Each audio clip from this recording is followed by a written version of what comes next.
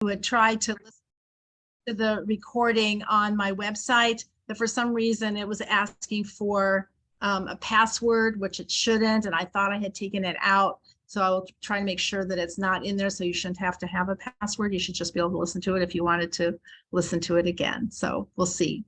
And I want to announce before we even start that today we will dedicate our class to a refuah shlema for Chaya Miriam Bat Esther, who's undergoing surgery, major surgery today. And she should have a refuah shlema. The surgery should be successful and she should have a full recovery.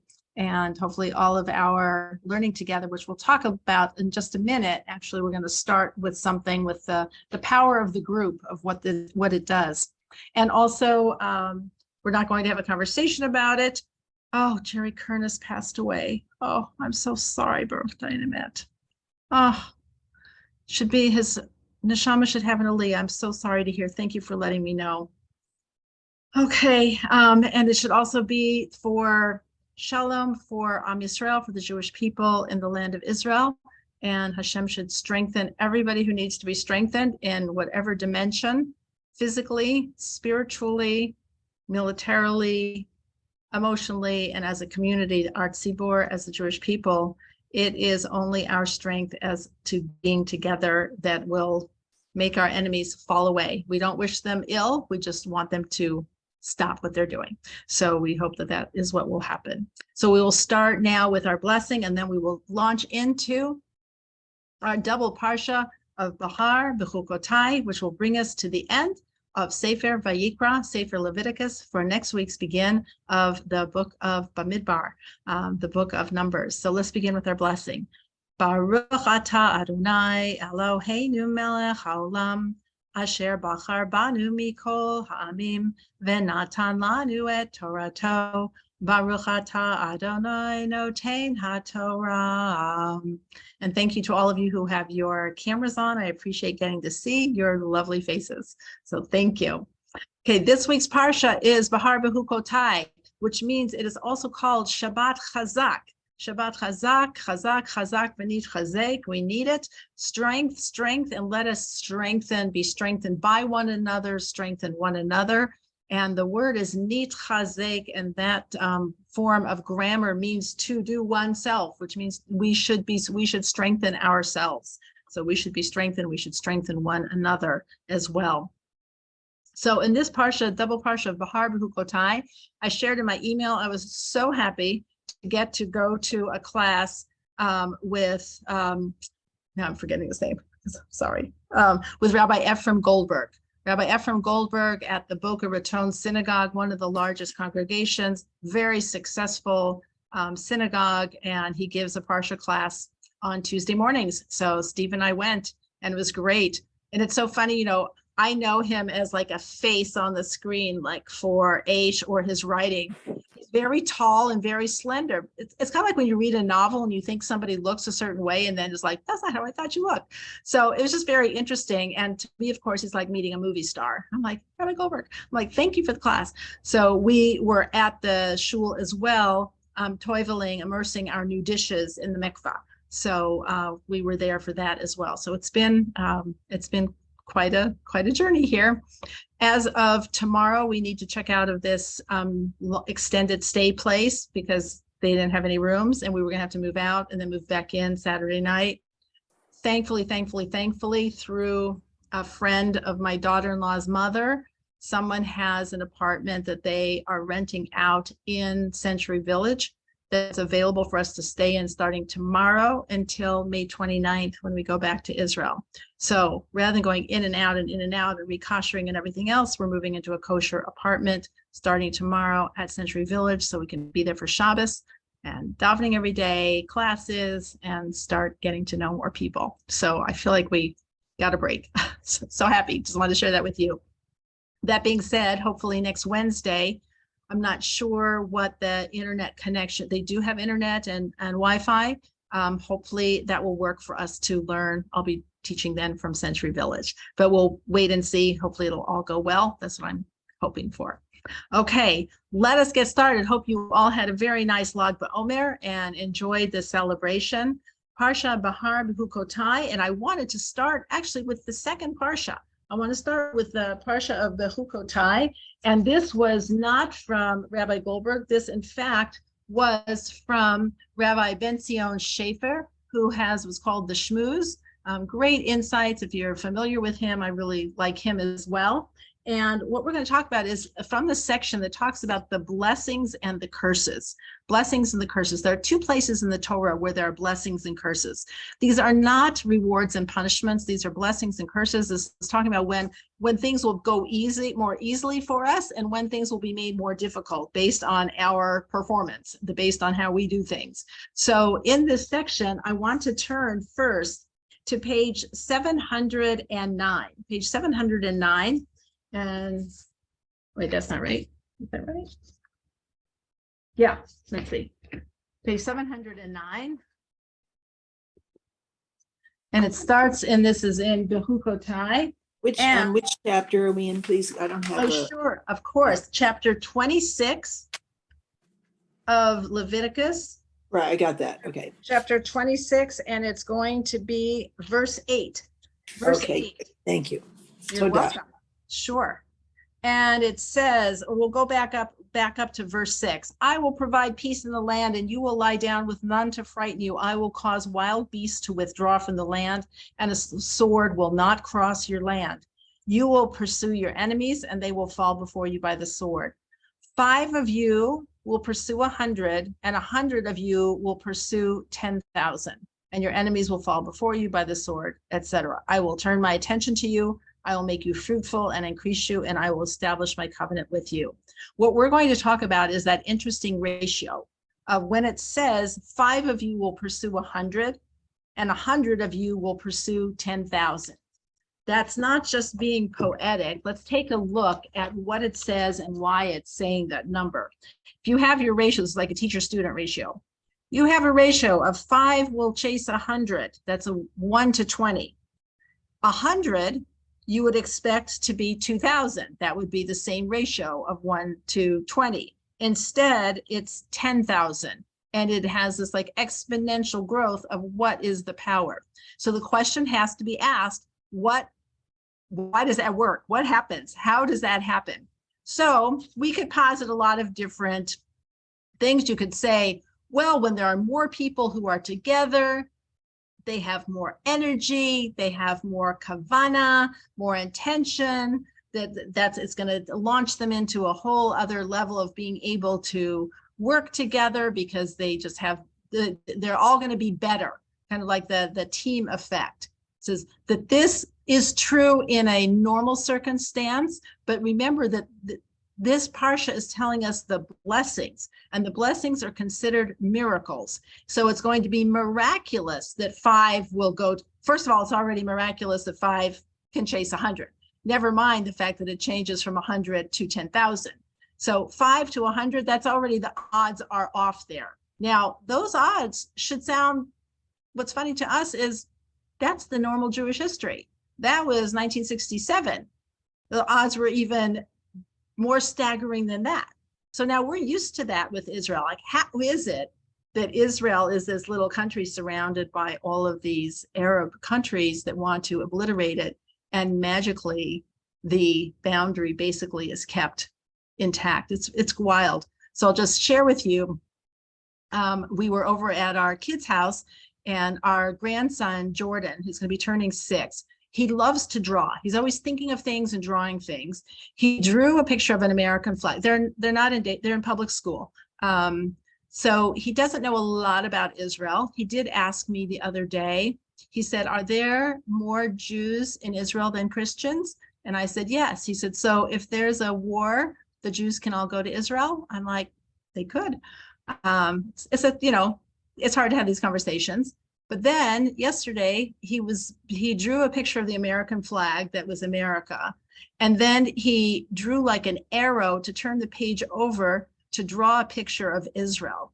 And he said, I couldn't put Israel on the same page with the American flag because Israel is so huge, it wouldn't fit on the paper. So I said to my husband, I said, that's really funny. He, along with many people in the world, think that Israel is gigantic. One person who was studying from abroad was in the United States.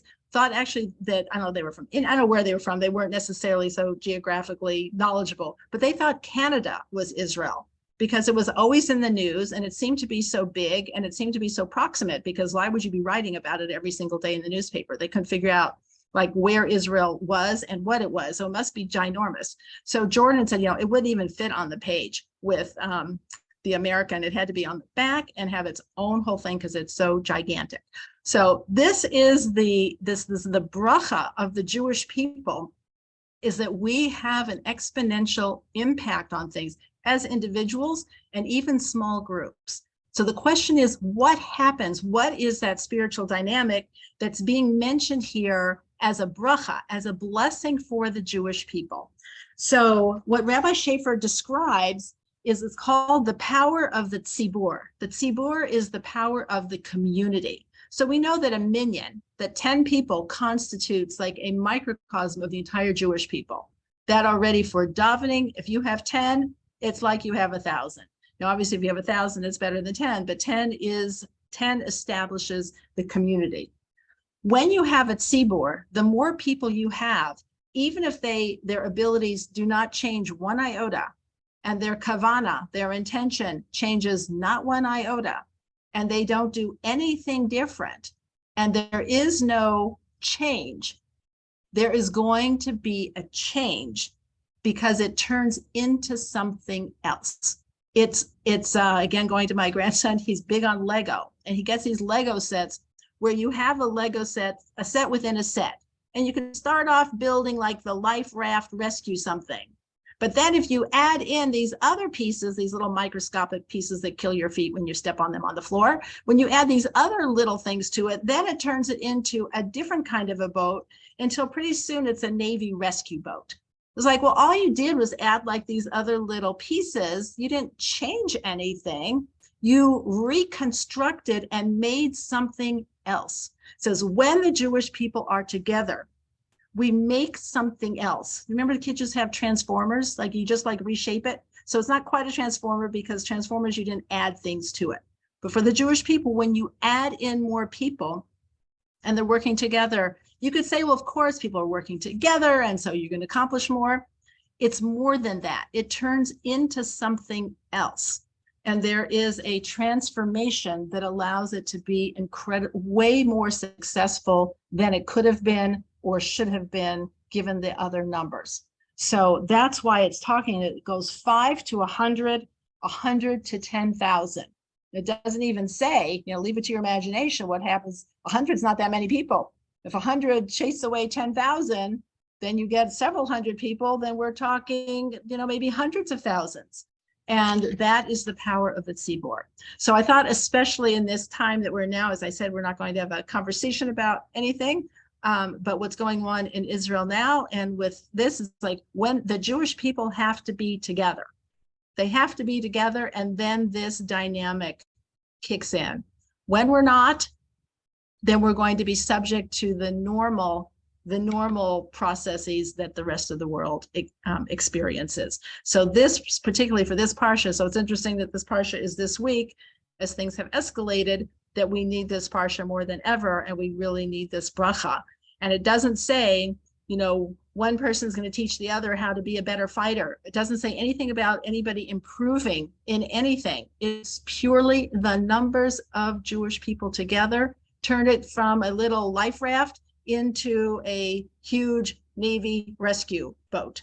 And that's what happens. So to just keep that in mind, and also like the little pieces, these little pieces, they don't look like they would do anything. Like each person's contribution or each person's part could look like it's not really anything. You could be like the clear little 2-dot piece and that you're the one who's like holding the whole ship together.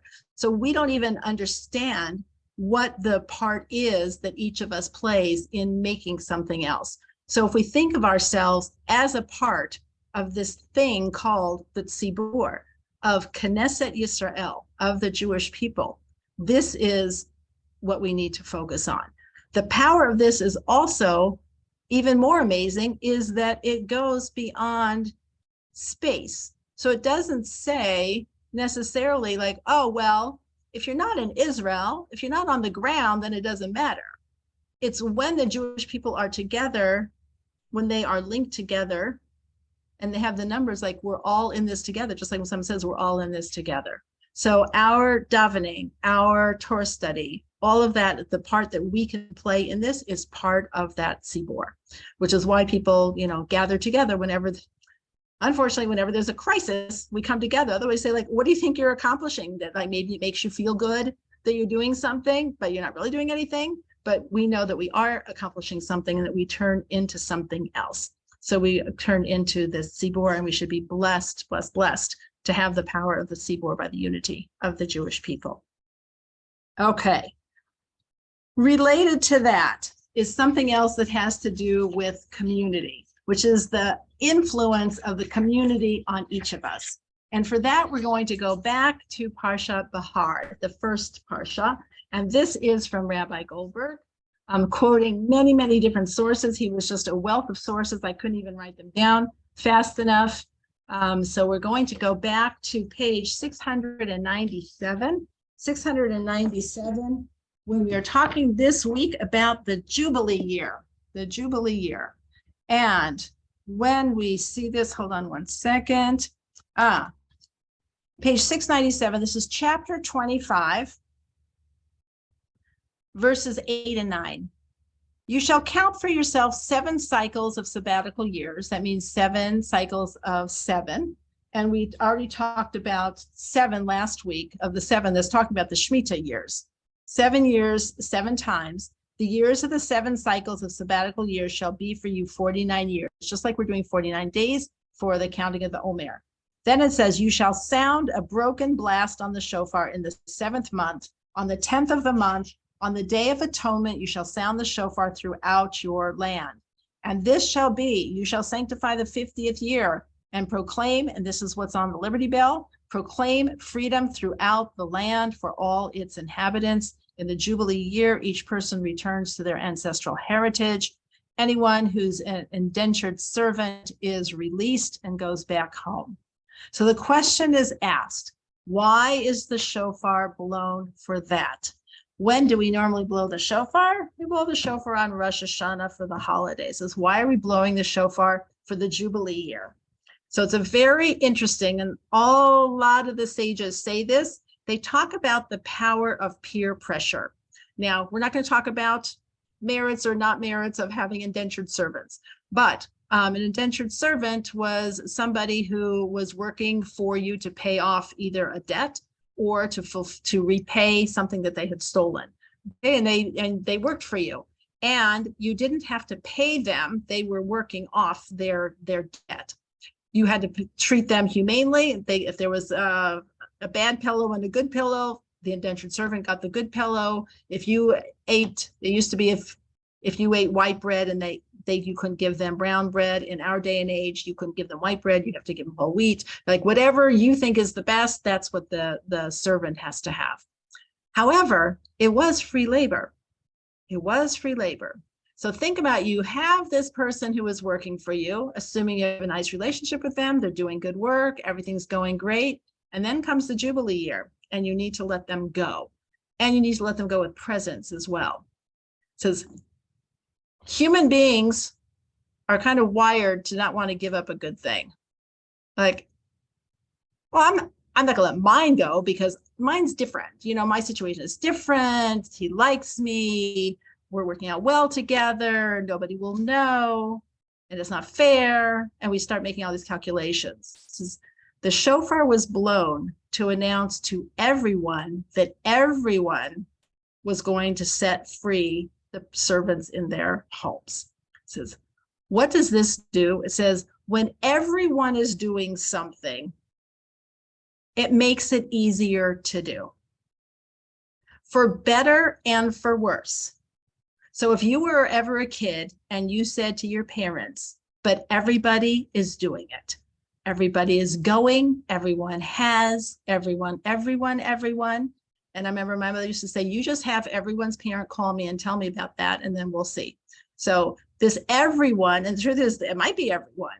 It says, when everyone is doing something, it makes something that's difficult easier to do. It makes something that's difficult and right easier to do, and it makes doing something that's difficult, that's wrong, easier to do, which is why we have to be so careful with who we hang around with and who's in our community and who is our world.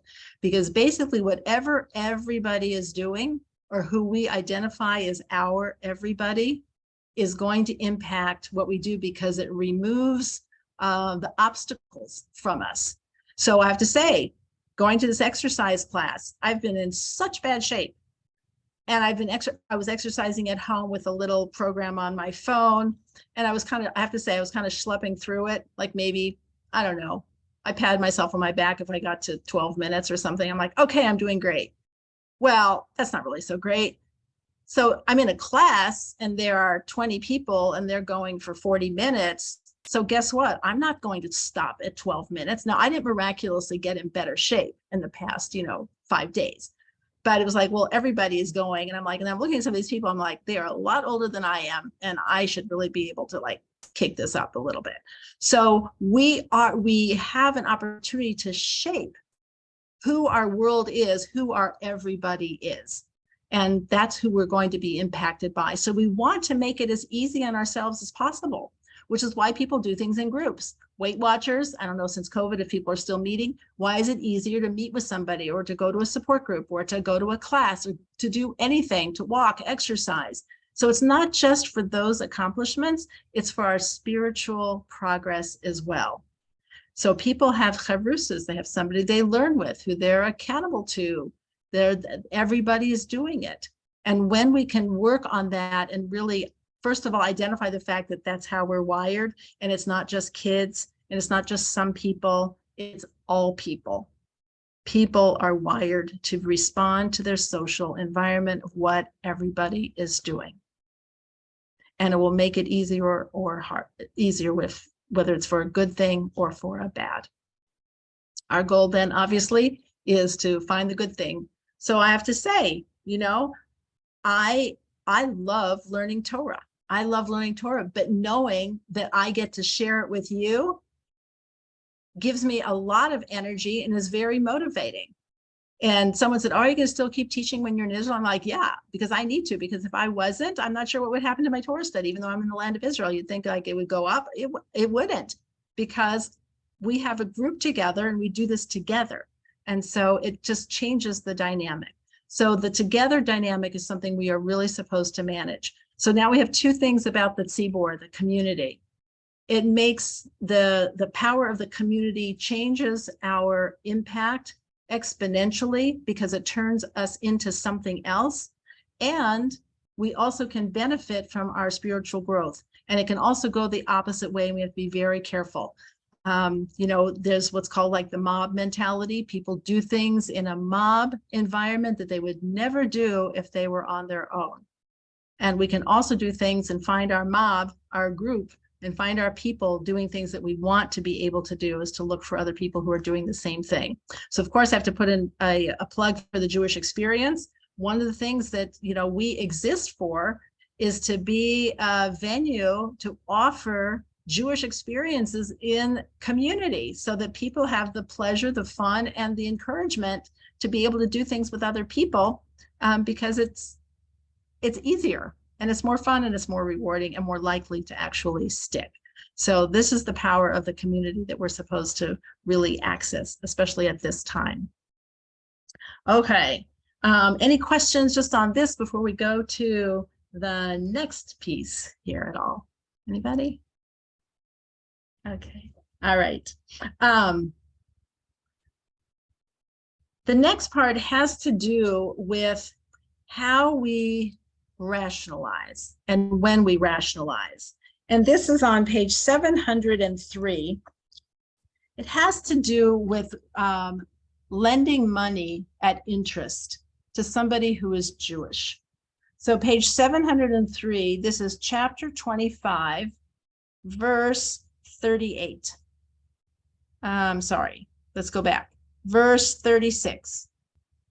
Page 703, chapter 25, verse 36. And we'll listen to the wording here. Do not take from him interest and increase, and you shall fear your God, and let your brother live with you. Do not give him your money for interest, and do not give your food for increase. I am Hashem your God, who took you out of the land of Egypt to give you the land of Canaan to be God unto you. If you're going to look at that commandment, we'll go back to the interest piece first. Is there something here that doesn't seem necessarily relevant to being given this commandment about not charging interest? Is there anything that's in here that doesn't need to be, that you notice? Ready? How about, yes, Patricia, were you going to say something, or just? Maybe it does have something to do with I am your God. Okay, great. I'm Hashem your God. And then it goes on and says, who took you out of the land of Egypt to give you the land of Canaan to be God unto you. Okay. Do I need to know, I'm in the middle of the book of Leviticus. Do I need to know with this mitzvah that God is the one who took us out of the land of Egypt? We are so done with Exodus. We're at the end of Leviticus. And it doesn't say that after every single commandment. You know, you shall whatever, and I'm the Lord your God who took you out of the land of Egypt. I mean, the 10 Commandments starts out that way. I am the Lord your God who took you out of the land of Egypt. But this specific commandment, it doesn't say you should eat kosher because I'm the Lord your God who took you out of the land of Egypt. It doesn't say you should, give tzedakah because I'm the Lord your God who took you out of the land of Egypt.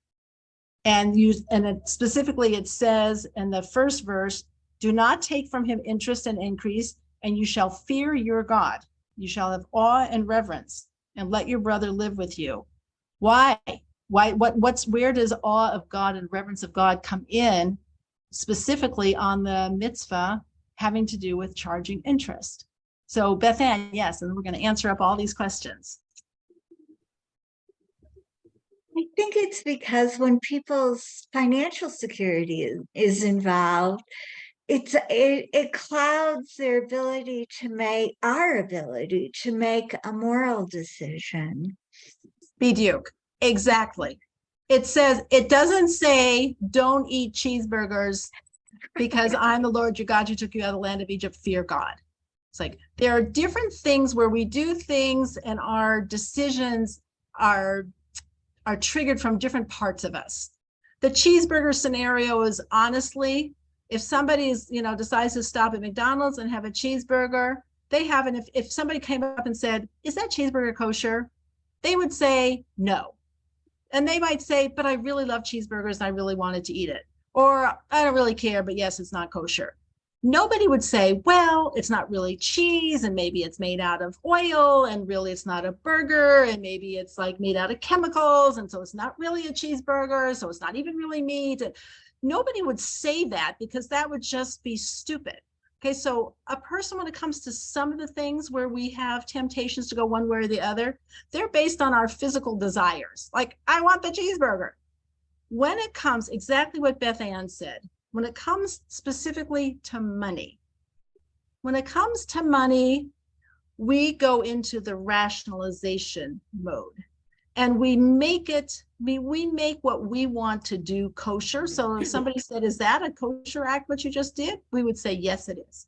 Because in my situation, this is different. So what does that mean? So it says that when it talks about interest, what's the challenge? The challenge is that, first of all, what is interest? Basically, interest is where you are charging. This is in my economics background, but everybody knows what interest is. Interest is the cost of money. It's the time value of money. If I borrow $10, and if I ask to borrow $10 from you, let's make it higher. I asked to borrow $1,000 from you. Now, normally, let's say if I was in business, I would say I need $10,000 from a bank. They would say, great. And when you pay it back, you can pay for the use of that money, like the use of any other aspect. You pay for labor, you pay for land, you pay for money, land, labor, and capital. That's it. You pay for those things. And the way you pay for money is with interest. So paying with interest, the use of money, is not unethical, contrary to what the Catholic Church said. It is not unethical. It is the cost of business. It's perfectly fine. The Torah is saying that when it is your family member, And family is broadly defined to mean all Jewish people, not just your mother or your kid, that then there are different rules because they are your family. And so you are giving up something that in a way you do deserve. You do deserve interest. And especially, I mean, it used to be, until recently, your money in the bank wasn't earning you anything anyway. So if you're getting 0.00001%, what's the difference if you give it out or you don't? But you don't have it to earn interest, and you don't have it to invest in something else. So it really is a loss. And the question is, why do we have to have that loss? It's because it's your family.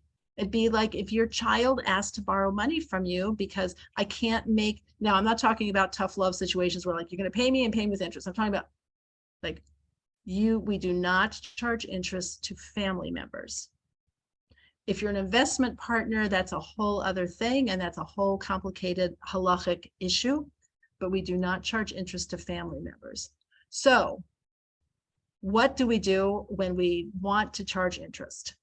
Is we want to say, but, the Torah, it's just so ancient. And like people probably didn't even understand money back then. And God, he didn't mean me, because I have so many opportunities and I could really make a lot of money with my money. And they didn't know that the interest rate was going to be this high and it was going to be such a loss and blah, blah, blah. And pretty soon we've made ourselves into the biggest tzaddik, in town. In fact, I'm actually doing a mitzvah by not lending the money without interest. It says, this is where it says, you need to have some yirat shamayim, some fear and awe of heaven. First of all, on many different levels. One is, all the money that you were meant to have was determined on Rosh Hashanah. So you're not going to lose out by doing this mitzvah. Don't think you're going to lose out. You're not going to lose out. The second is, and this is specifically when we say to fear Hashem, is that usually means don't think that you can play games. Don't try to outsmart the system here. And you are not an exception to the rule. Everyone thinks they're an exception. It's like, well, but for me, it's different. It's like, no, it's not. It's the same. So when it says to have the fear of God, it means don't think that you can get away with something. I see you and I see you and I see what you're doing. I see you and I see what you're doing. The next part, and this is why it says the section here, for I'm the Lord, I am Hashem, your God, who took you out of the land of Egypt to give you the land of Canaan to be God unto you. It's like, why is it saying that? If we remember, where were the Jewish people at spiritually when we were in the land of Egypt? Right now, we're in the corrective process. Yes, Dorothy's pointing down. The 49th level of spiritual impurity, and there's only 50. So we were ready to bottom out. It says, what merit did the Jewish people have? It says we had three things. We didn't change our language. Our names. We didn't change our clothing. It says, and we had acts of loving kindness. The lack of loving kindness, and we had a deep sense of achdut, of unity amongst the Jewish people. Now remember, there were 3 million Jewish people in the land of Egypt. Usually difficult situations can either tear people apart and make them petty and competing for scarce resources with each other and becoming very tribalistic, or it can pull people together. It says the achdut, the unity, the brotherhood, the family connection is what was our merit to leave Egypt.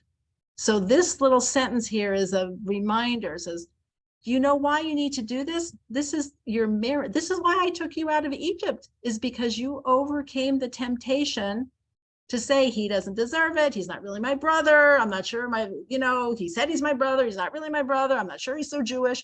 All of these things, these rationalizations, you didn't do that in Egypt when you were at a very low level. And it was in that merit that I took you out. So just remember that, and the same rules apply. The same rules apply.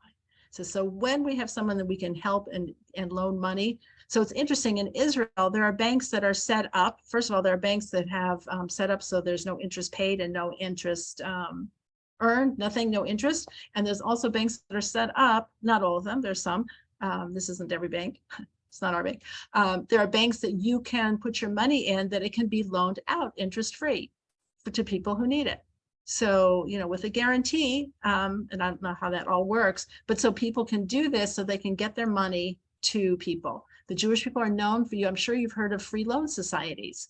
The people, that is a Jewish thing, a free loan society to be able to loan out to somebody who is in need. And it's because they are your relative.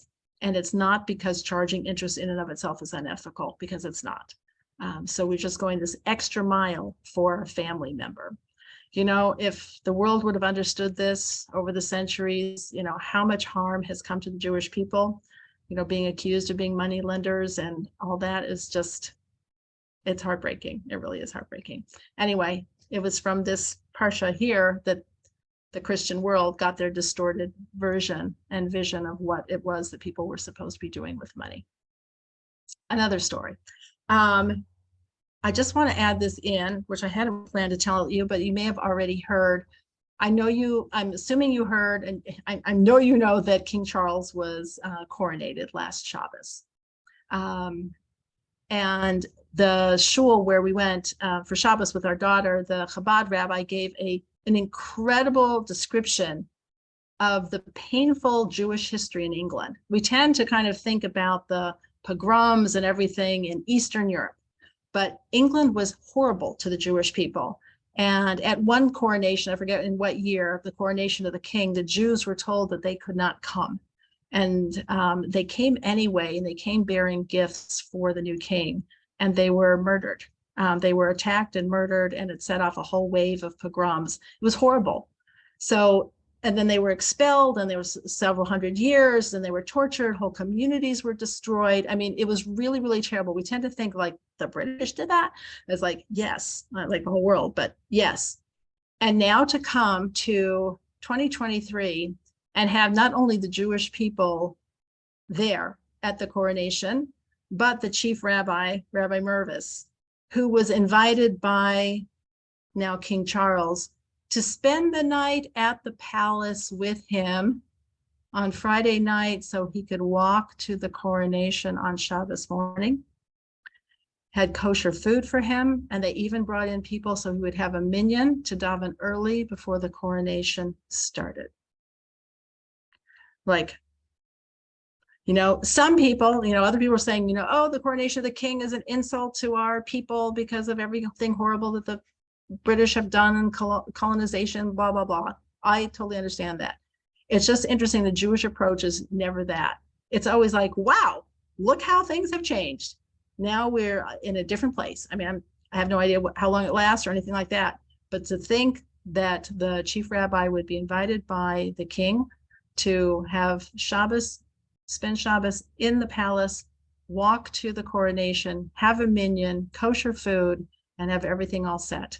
So he also shared that when Queen Elizabeth passed away, Rabbi Mervis went to make a condolence call, and it was on a Friday, and he kept not leaving. And Prince Charles at the time said to Rabbi Mervis, like, it's getting close to Shabbos.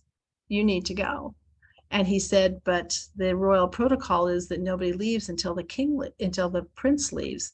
He said, for you, you don't follow that. You go home and make Shabbos with your family. Says the respect is like how things can turn around. This is how the world is supposed to treat Jews.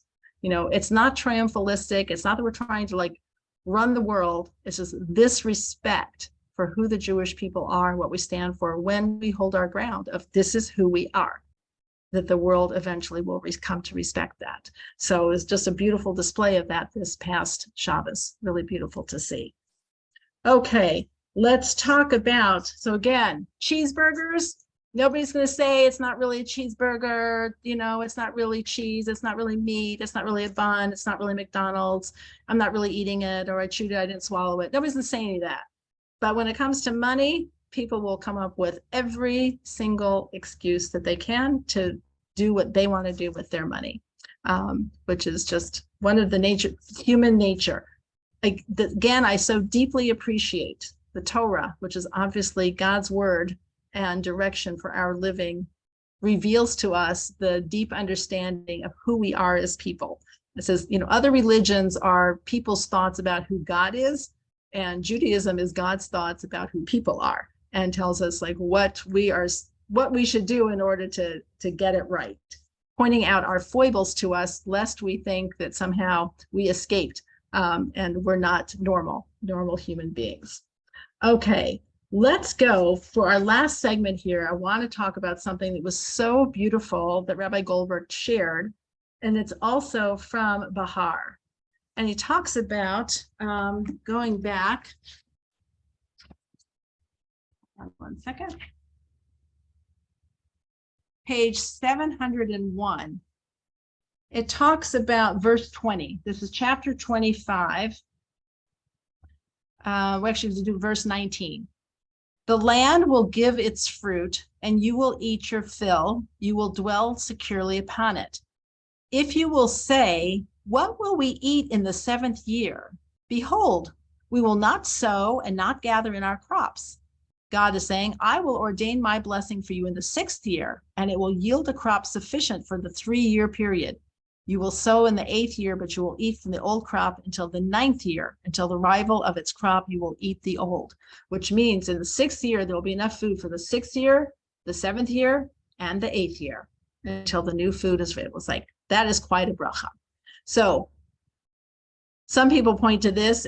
If you ever have gone to the Discovery Weekend, they talk about this as evidence of the divine authorship of the Torah, because nobody would write this in as a guarantee if you are a person writing this, because your religion would last about 6 years. So on the 7th year, when you didn't have any food, to be like, well, what happened to that promise? So nobody would put that in there. It would be a risky promise to make. It's much easier to make promises about the world to come, because nobody's come back to say like what happens. Like, so if you're doing amazing things in the world to come, you can promise that all you want. Nobody can really challenge you on that.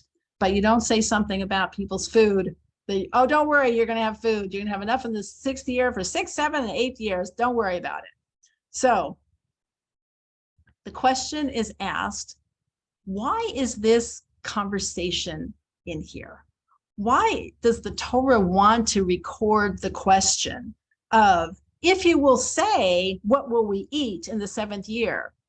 The Torah doesn't usually record for us dialogue.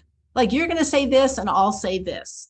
The only time we actually see that is around Pesach, when it says, in the future, when your child will ask, how did this happen or what happened? And that's how we get the responses to the 4 sons, the 4 children in our Haggadah. Those are responses to questions asking about something very fundamental. But this question also is, what will we eat in the 7th year? And I would say that this question expresses anxiety and doubt. We're not going to sow. We're not going to gather. It's like, I'm worried. I'm anxious. I'm freaked out. I'm panic stricken. So if you are panicked, then I'm telling you that I'm going to provide a blessing. So then you can ask a question. Does the blessing only come if, thank you. Does the blessing only come if you ask the question? What if you didn't say, what will we eat? Then there wouldn't be a blessing? So one rabbi, I'm going to give you 2 different perspectives. One rabbi says that the Torah is recording this for us because a little bit kind of what Beth Ann was saying, when it comes to money, people don't have clarity. When people come to food security and you're not going to have an income and you're not going to have food, people are very panic stricken, and that it's understandable. Of course, you're going to ask, what are we going to eat? That's a normal question. If someone says you're not going to plant, you're not going to harvest, you're not going to do anything, you'd be like, well, what are we going to eat? So the Torah is saying, God is saying, that's a normal question. And let me answer that up front and tell you, I'm going to give you an incredible bracha, give you a blessing that's going to be amazing. I'm going to give you enough food, 6th, 7th, and 8th year, and you will have plenty to eat. So that's one opinion. The second opinion is that the question is out of line. The question is out of line. And that if God gives a commandment and says, don't do something, it's like, what, you think he's going to let us starve and that's going to be the end of us? Like, where's your emunah? Where is your trust? So he described something which I thought was really a beautiful way to think about it. he said that God has spiritual pipelines, that there is plenty of bracha, there is plenty of food, there is plenty of money, there's plenty of everything that we need that Hashem is trying to get to us. And that we're going to call it like a spiritual pipeline, the way these things get to us. When we are in a state of emunah, when we are in a state of trust, the pipeline works and it just works and we don't worry about it. So like, I'm sure that most of you have not stayed. I mean, now, people talking about climate change or whatever, but the average person is not really thinking about, well, what happens if there's no rain? And like, what if there aren't clouds? And what if there isn't wind? And what if the sun doesn't come up? Like, that's the system. There is a system that allows food to grow. Now we have an economic challenges where we don't distribute it right, but the system that there are food to grow.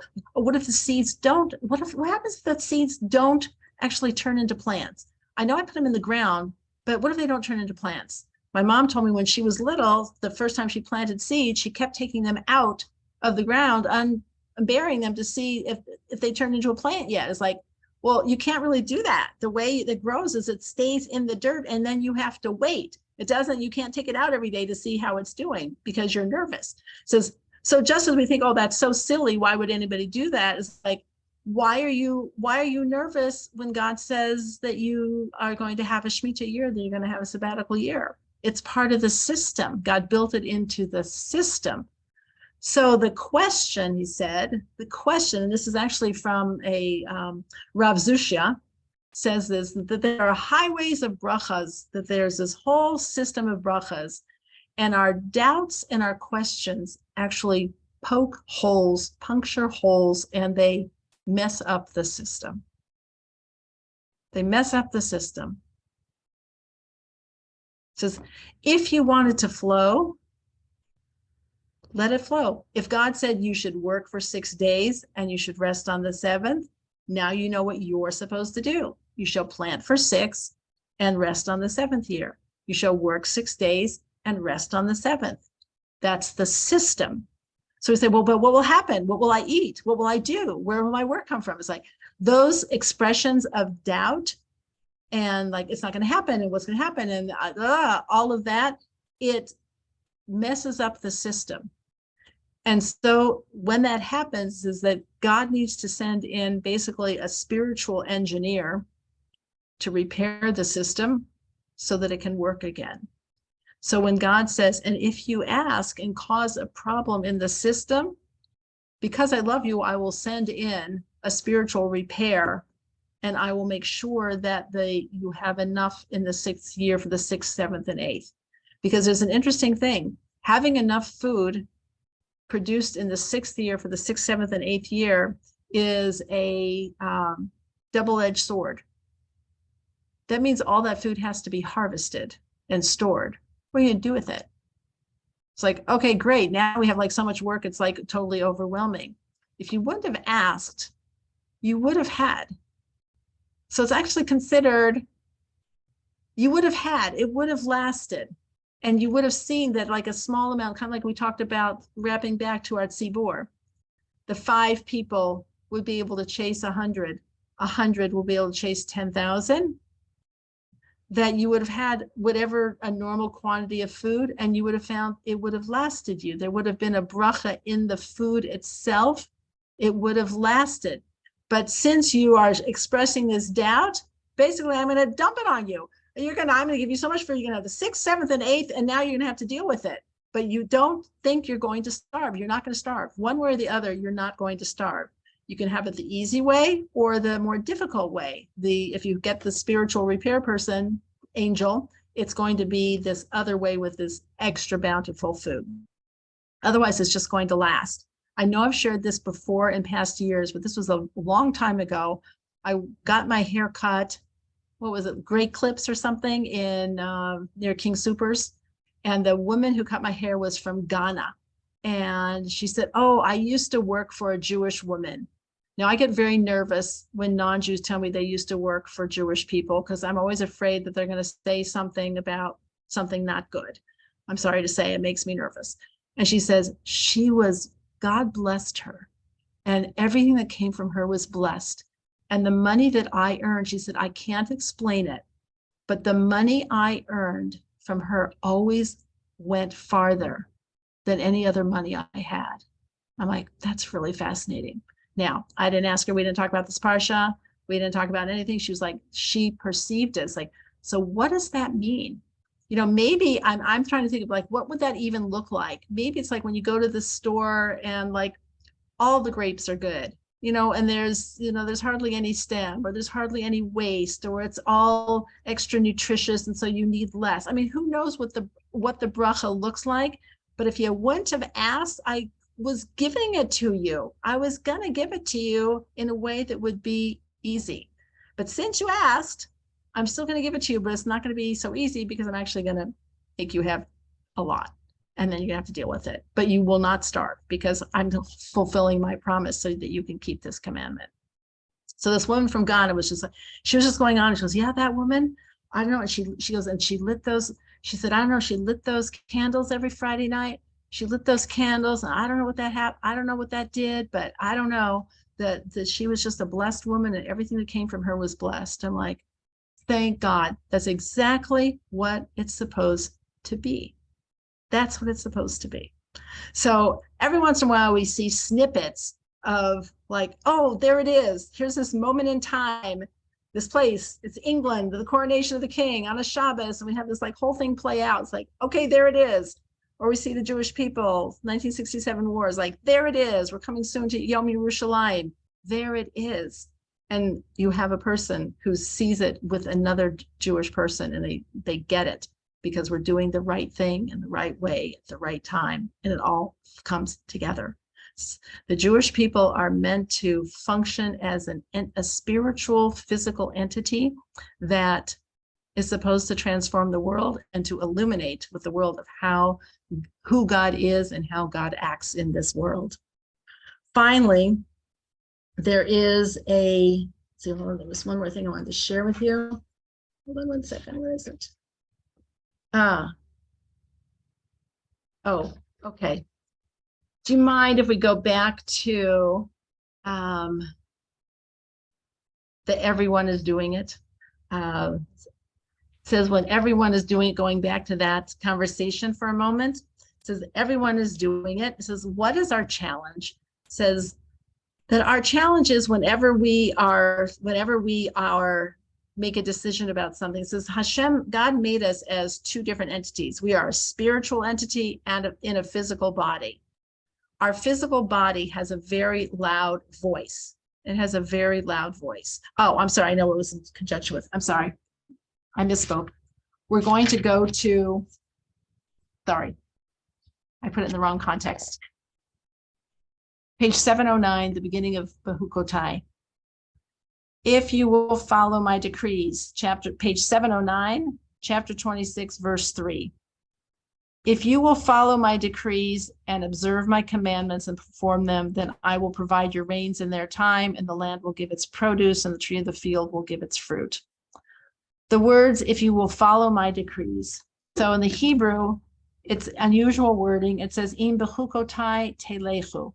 If you will walk, from the word holech, if you will walk in my decrees, and my mitzvahs you will keep. So clearly, if we're just talking about mitzvahs, we already have the second part of the sentence, because it says, ve'ed mitzvotai tishmeru, v'asitem otam. And my mitzvot you will guard and you will do them. So what does im bechukotai telechu? What does that mean to walk in my chukim, and walk in my statutes? So Rashi says that what this means is Torah study. So it's totally appropriate for us to end on this note, because that's what we're all doing here today. Torah study, that the reason the reward will come, because it says, im bechukotai telechu, if you will walk in my Torah, in my statutes of Torah, I will reward you. Why is that? It's because you will be successful, and it means Torah study. Why did they say that? It doesn't say Torah study. But to walk in something means it's part of your daily life. Your Torah study is learning Torah, and it always means to apply it to what you are doing during your normal course of daily life. It's not compartmentalized. This is my Torah study, and then I do my life. It's my Torah study that then breathes out and expands out into my daily life. And why is this going to make me successful, the Torah study? It says, because we have two parts of our body. This is where I started from. We have our physical body, which is kind of on its own system of wants and desires. We just want what we want. You don't have to tell a kid, pick the biggest cookie. It's so fun with seeing grandchildren. How come she got, it's like, I want this, I want that. All of our wants, a baby, our newborn baby is wants. It's like trying to eat my shoulder, wants to nurse. Want, grab. So the body is in constant motion, trying to fill its needs. The soul, the neshama, also has needs, but how is it supposed to get them filled? Because the neshama, if we want the neshama to be leading the enterprise of our human existence, it needs to have nourishment. And the nourishment comes from Torah study. The neshama wants to do the right thing. The neshama wants to be close to God. The neshama wants to be pure. The neshama wants to be eternal. The body wants a cookie. So what do we do? So we need to nourish the neshama. Now, what nourishes the neshama is constant Torah study, just like what nourishes the body is constant eating. So that's why one of the reasons why we read the Torah 3 times a week publicly says that you can't go without water for more than 2 days or 3 days, and we don't go without Torah for that. It's called Mayim Chaim, living waters. We must study Torah, not to become a great Torah scholar. You don't have to become a Torah scholar. It's to actually feed our neshamas, to give them the strength to be able to work in partnership with our bodies, which are very loud and very strong. So how does this work? It says that the animal part of us, our physical drives, it has an advantage all day long. And our soul needs Torah study. It needs to be able to be educated to give ourselves a chance. Otherwise, we're not going to have a chance. Now, what's even better, and this is the beauty of Judaism, is instead of having, okay, we got the soul and we got the body, our goal is to put it together. So when we take, I take my pretzel here because I felt like something salty after exercising. It's like, okay, this is my body wants this. So how do I make this into a soul connection? So that's a blessing. Borei minei mezonot. And I thank God for creating this kind of food that is satisfying. And if I have enough pretzels, which I did, there's a blessing afterwards to thank you, God, for creating all sorts of wants and needs and being the one to fulfill it. In that way, I create something even more powerful, which is I link my physical existence to my spiritual existence, and that takes me even higher than just one thing or the other. So Torah study can take you to a certain level. Your body can get you to a certain level, but when it's hitched together, it can take you even farther. This goes back to the same idea we talked about of the tzibor. Is one by itself, that's great, but it is nothing compared to adding on and putting 2 pieces together that can create something new. And that's what the human experience is meant to be, is a joining together. So some people describe it as, we take the spiritual, elevates the physical, but I would just say it harnesses the physical and says, as long as I'm going to be eating, because I'm an animal, I have animal drives, as long as I'm going to be going to the bathroom every day, I'm going to be drinking water, I'm going to be eating food, I'm going to sleep, I'm getting dressed, I'm doing all these things that are about my body. If I were to leave that solely as like, well, that's my body, and then I'm going to do my Torah thing, that leaves me with a very small amount to dedicate to my spiritual life. So it's like, so why miss the opportunity? Why not link getting up in the morning, going to the bathroom, having a drink of water, seeing a rainbow, having my life with a spiritual connection to all of it, takes me to a whole other level. And that's the most successful level that we aim for. And that's im bechukotai telechu. If you'll walk with them, do it. If I just wanted you to do the mitzvahs, okay, that's good. But unless it turns into a whole halicha, unless it turns into a whole way of being in the world, it will be compartmentalized living. And that is the antithesis of what the Jewish life is really all about. So God gave us 613 commandments, and those 613 commandments are connected to parts of the body. Okay, so it says to the bones, however you look at it, the sinews, the organs, the bones, the whatever, the organs. It's like, why do they have to be connected to that? So because we want the mitzvahs to be connected to our physical body and our physical doings and our physical comings and goings. And when we do that, then we can say, "Im bechukotai telechu," if you will walk in my statutes as you fulfill the commandments and do them, then the whole system will work. And the system will work. You're going to see another system work as well, which is the physical world, your geshem, your rains, will come at the proper time. What's the proper time? While you're sleeping, and not during the day, and not at your picnic. They're going to come at the time when it's most beneficial, because the whole system will be aligned. So the process of aligning ourselves aligns the whole system. When the system is aligned with just even one of us being aligned, it impacts the whole system. When more of us are aligned, it has exponential impact. So somebody, people have said to me over the years, there's too few Jewish people to have an impact on the world. It's like, we'll never be a majority. And even amongst the Jews, nobody's going to all ever do everything. It's like, don't worry about it. God's promised us that we would be the smallest of all the nations. That's a promise. So we don't have to worry about that. And we see the exponential impact of a few people. So then you get with my grandson Jordan is like, Israel is so big, it has to be on another piece of paper. It's like the Jewish people's impact is so huge, but it's being done. It's like a megaphone, right? You have like one little voice and it just magnifies outwards. So there are a lot of Jewish battles throughout Jewish history. If you ever read Tanakh, were won because the enemy ran away thinking that there were more Jews than there actually were. Up until recently, they had a way of, echoing the voices and the sounds of whatever on the stone walls. And they thought like, oh, the world's full of Jews. It's like, not really, but our voice and our impact is magnified. Hashem should continue to magnify all the good that the Jewish people do as individuals and collectively of the tzibur, of the community when we come together, so that we can have the impact that we were meant to have in the world, that people know us for all our greatness and see that we are blessed, and not that they're supposed to, bow to us, but they should have regard and appreciation and let us lead our Jewish lives to the best of our abilities. So have a wonderful Shabbos. If anybody has any questions and wants to stay on, happy to answer. Yes, Marcia. So to get back to Jewish lending, Yes.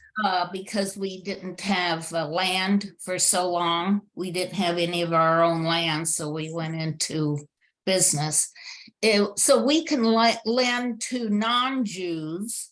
Yes, they're not family. How do we know what is the fair interest rate to non-Jews? Whatever the traffic will allow, or what? It's the market. I mean, don't you remember? I remember, Okay. my parents, when they bought their house, interest rate was 4%. When we bought ours, it was 13. So what's fair? It's like, because interest is the price. So unless you're in the black market, underworld kind of thing, it's the price of money. And it's just like, it's like, what's a fair price for labor? It's like whatever the market will bear. So yes. Okay, thank you. Yeah. Everyone be well, and hopefully Yes. Israel will be safe. Amen. And all of our Torah learning and all the impact it has on the very next thing you choose to do, next thing you choose to say, step you decide to take should be based on that Torah, and it should only serve all of us in good stead, all of us throughout the Jewish world. Thank you, Ellyn. All right. Thank Thank you so you. much. Bye. All right. Have a good Shabbos, and I'll see you guys. You too. How's the new baby? Good He's Shabbos. really cute and cuddly. What's his name, Ellen? His name is Henry Daniel, and Hebrew it is Aryeh Dan. So And it's are they gonna Aryeh call him Dan. Henry? Is They that call him Henry. I'm sure a nickname will right? emerge, but for now he's Henry. So And he's named after somebody? So probably? Henry, it's interesting. Henry, they just liked, and I saw a list. I don't know who makes up these lists. That in 2023, there's a list of the 6 most boys' names, and Henry is on. Oh, the 10 most popular, and Henry is number 6. So that seems to. Wow. So, yeah, it's really interesting that has become a popular name. So, our kids were joking and saying that when they first were thinking of the name, they kept thinking, like Henry Frankel should be like, standing in shul eating whitefish, on a cracker. Because the old names come back. Right. So, I have funny. a friend whose grandson's name is Jack Shapiro. It's like that. Exactly. That would be somebody eating whitefish. Yeah. Well, it's funny, when we didn't know what his name was going to be, we were thinking like maybe it would be Max, and then be like Max Frankel. And then all I can think of is Uncle Max from Temple Emanuel. Is like, that would take me forever to get out of my head. Right. But that Max Frankel was a baby too at one point, and it was little Maxie. So it's just so interesting, the names. What is very nice is his middle name of Daniel. They did to be how it sounds connected to Neil, Danielle of Neil, my mother's husband. Yes. Never had any children of his own, and our kids, everybody really appreciated him so much, and so they wanted. Very nice. Mazel tov. Thank you. So he's very sweet, and his big sister Laura loves him, and she's loved kids and babies since she herself was a baby. I mean, even when she was 2, she was playing with babies, but she just like schleps him around the house. And Audrey's like, doesn't want to discourage her, but they have marble floors, and so she's like, oh my God, just like don't drop him. So how old is Laura? Laura's 9.5. I mean, she's a big kid. Yeah. But yeah, so she just picks him up and schleps him around, but she's very helpful, and she'll help dress him, and it's very cute to see them bonding with him, and they think everything he does is very hilarious and cute. So they're lucky to have each other. They're They blessed are. to have each other. Yeah. yeah, It's so cute. How was your tiles? What happened with your tiles? Oh, my tiles. Oh my God. They are coming. you New okay? tiles. Yes, new Oh, tiles are good. coming on Tuesday, and God willing. And so hopefully they'll be installed. Good.